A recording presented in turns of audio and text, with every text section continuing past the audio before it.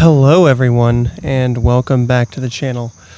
I'm coming at you from a new angle today, and I just love this new setup, the versatile setup of nature of it. So I'm going to be appearing to you all in different ways, different forms, and just seeing how I enjoy it, seeing what works best with me, what I'm enjoying. And don't mind my itching. There's bugs love me. They love my blood type, so insects have always loved me. Anyways, good morning, beautiful souls, and welcome back. So, last night was very interesting.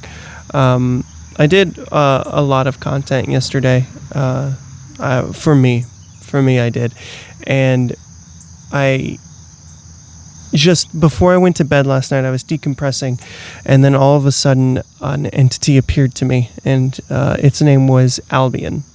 Eventually, I'm getting ahead of myself by naming it right out of the gate, but essentially what had happened was I was laying there, and all of a sudden I felt this neutral presence. It wasn't positive or negative, and it just appeared, and it told me that I would be returning home soon.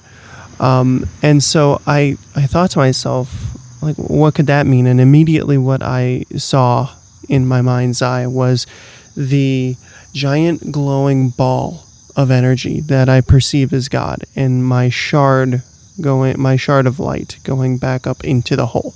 So it was like almost, I wouldn't say it was a warning per se. It didn't feel like a warning, but it felt like a heads up, almost like, hey, you're going to be returning back home soon. And so I thought about it for a second, and I was like, okay, who are you? And that is when I got the name Albion. And without any prompting, he said he was sent by Abraxas also to tell me that he would be returning soon. It's like, Abraxas, that's interesting.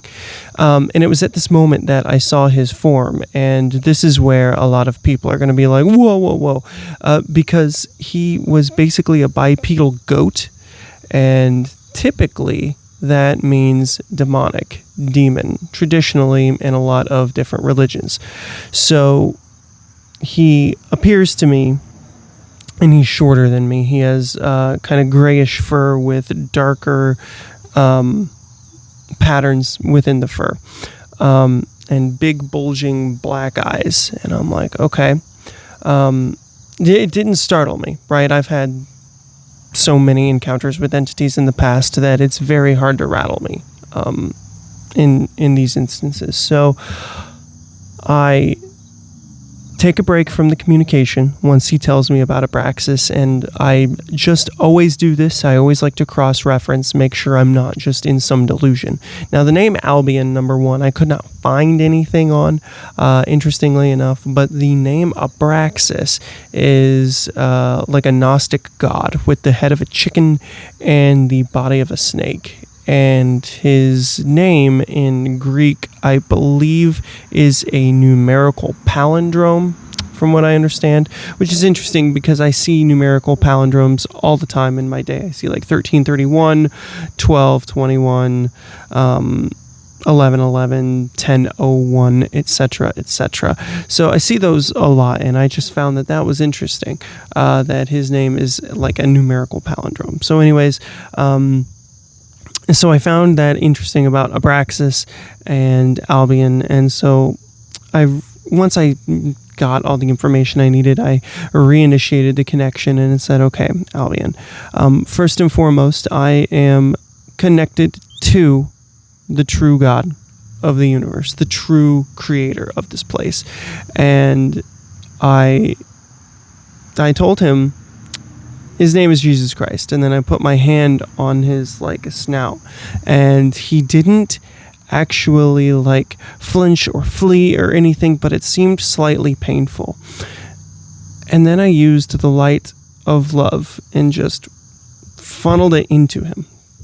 Sorry for bumping the mic. I funneled it into him, and when I did that, he was healed. And I've done this before where I heal the darkness of these entities, because a lot of times what I found out is they are just doing their programming. They were meant to do this, and I have come in there and just have told them that what they're doing is hurting people, and they didn't necessarily know that. They were just doing what they had been programmed to do. So I healed the thing that plagued me throughout my entire life when I was a child in my dad's house, and I have healed numerous other entities here, specifically one entity that was here in this house on my property when we moved in last year, and now Albion. I gave him this loving light, and he was surprised that I would show him any sort of love with how he approached me. And it was like, I don't know if you were trying to actually be menacing, but you were not being menacing really at all. You were not doing a good job. I didn't feel threatened, but maybe that's just me. Maybe other people would have thought they were being threatened. But either ways, he was very appreciative of that. And with that, he what I got from source, from God, is that by doing this, he is now disconnected from the darkness and is no longer chained to that fate. He now has a choice in doing what he does moving forward. So whatever Albion does, I hope he chooses love with his newfound freedom. But with Abraxas, I just found that interesting with, I talked about the convergence back in 2022, and I brought it up again yesterday. I find it very interesting also that, so the time frame I was given back then was 10 years. That was 2032 would be roughly that time where the whole thing is complete and we are on our separate timelines. And there's another guy out there, another spiritual person named Joseph Tittle, who some of my friends watch. I've never really watched him, but a lot of what I say, they tell me that he is saying as well, which is pretty fascinating. So when I came up with the whole, 10-year timeline with the convergence and now the divergence, they had told me that he was also saying around 2029 the Anunnaki would come back, but he really was saying like that time frame, right? That time frame of 2029 and beyond. And now he's also saying that New Earth is going to be completed and everything set in 2032, which is something I've been saying for the last 3 years, which I just find fascinating, absolutely fascinating. And I know that we're in chaotic times. I know you can look around and see just endless pain and suffering, but from a blanket perspective, every single second someone is born and someone is dying. Someone dies and someone is born. Every single second of every single day, the cycle of humanity is like a perpetual revolving door, unfortunately.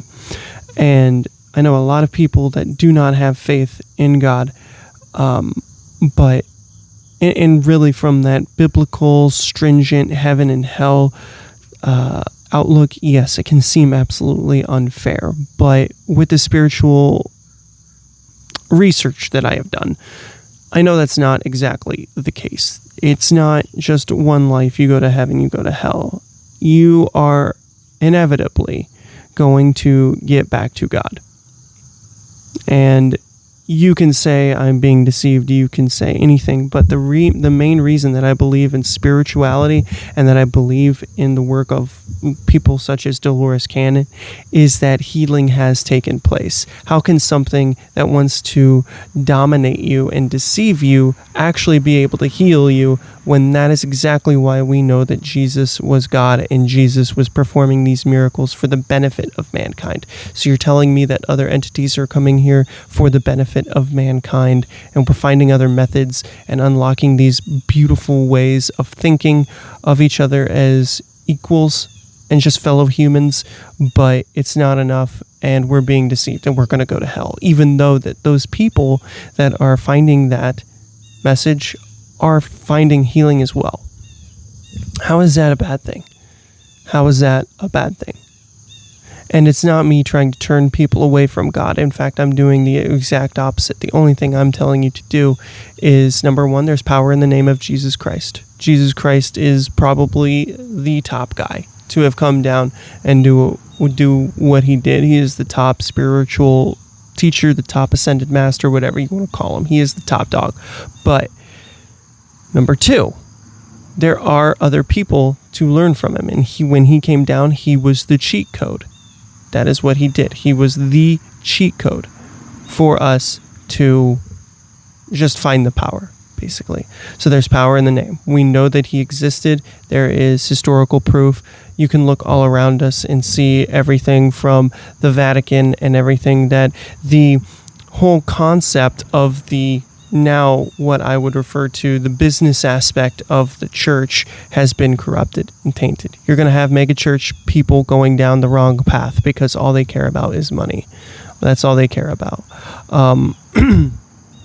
And when you just sit there and condemn people, even though you have your own flaws, you know, it's kind of telling. You use the fig tree parable, right? You look at the spiritual teacher and gauge the fruit of their works by what you receive. Are you just in constant agony and anxiety and you're not finding that peace? Okay, well, you know that what you're giving your energy to is wrong. It's not good for you if you're feeling that way.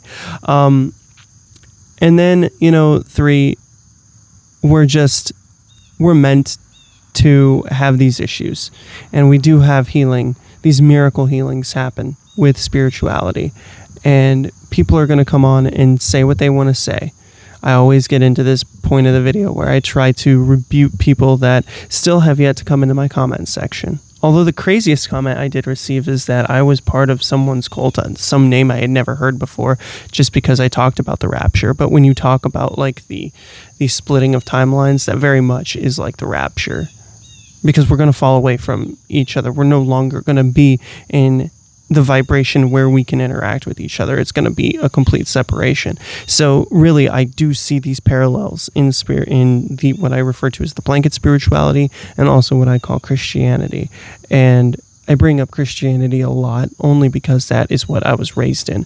But I don't, and that's the people that I've dealt with the most. But I have not actually come into contact with a negative Buddhist or anything along those lines. Now, I used to say, if anything, I was closest to Buddhism, but I'm not anymore. That's how we evolve. That's how we grow, and that is how we continue to move forward. But either ways, I kind of got off on a tangent there. But what I am getting down to is that there is truth in a lot of these concepts. There is truth in these things. And when healing takes place and it is for the benefit of humans, there's no way you can look at that and say that is evil. I'm sorry. The belief that you're holding to at that point is what is evil. And again, whatever you are giving your energy to is what grows. I like to say that pretty much going forward in every single video I have. But do that, and when you see that the revolving door of humankind is an unfortunate thing, and you take into the spiritual concept that reincarnation exists and we have multiple lives, and anytime we do have that hell experience, all you have to do is call out to Jesus or God and you will be saved, and you will then go into this healing. And again, I've looked at like 1 million NDEs. So when you go into that and you know that it's not as bad, and that's part of the reason I say it's not as bad, because people do hold on to this and they say, well, Jesus exists, so everything that is in the Bible has to exist. And I have to say, it's been, I don't know when it was written. I can't claim to be a expert on that. But what I do know from what I perceive is that there are things that are not fully explained in there that were perfectly explained for the people at that time. But now we have a greater understanding. We're expanding, evolving, whatever you want to say. And as we're doing these things, we are seeing that, like I say all the time, happiness is a choice. the Bible also says the kingdom of heaven can be found within. It's a state of being, a state of mind. And when you are at peace with that, so yes, it is unfortunate that people in the world are suffering, but people are suffering every single second of every single day. And social media has only served to put that on a platter right in front of you. And then the darkness that is controlling the world and has been in control of the world for a long time is now fearful that we are going to outgrow it, which is inevitable. It's been meant to lose. So it now is under a fear, and that is why things are popping off and everything is going crazy. And they're like, no, you need to think this way, do this thing, shut your brain off. And they are in that divergence. What's going to happen is they are going to find a place to exist and continue to suck the life force dry out of humans in the negative timeline. But in the positive timeline, that's not what gonna happen. We're gonna take the power away from that darkness, and we're going to break free, and we are going to just excel in life and really thrive. And that is my message for you all today. That even though, and I want to use Albion as an example. I like using. Hold on, my foot is completely numb. My left foot, so I want to get some blood flow back into it.